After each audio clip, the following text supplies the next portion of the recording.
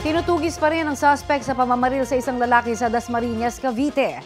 Balitang hatid ni Bam Alegre. Dead on the spot ang lalaking ito sa Dasmariñas City sa Cavite matapos siyang barilin sa ulo. Base sa investigasyon ng mga pulis, kakatapos lang daw mga lakal ng basura ng biktima nitong Lunes nang may makasalubong nakakilala sa isang eskinita. Doon na raw nangyari ang krimen. Di umano ang suspect ay isang barangay tanod. Ayon sa naging investigation, bali nagkasalubong tong biktima at saka tong suspect. Tapos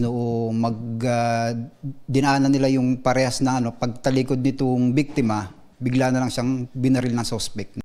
Bukod sa tama ng bala ng baril sa ulo, may tama rin ng bala sa paa ang biktima. Hindi na-recover ang murder weapon, kaya hihintayin pa ng pulisya ang resulta ng ballistic exam para malaman kung anong uri ng baril ang ginamit sa krimen. At large pa ang suspect at target na ng manhunt operation ng pulisya. May lead na raw ang mga otoridad sa kanyang pagkakakilanlan. Siguro mas maganda na sumuko na lang siya at ipaliwanag na lang niya yung rason bakit niya nagawang patayin yung biktima natin. Nahaharap ang suspect sa kasong first-degree murder. Bam Alegre, nagbabalita para sa GMA Integrated News.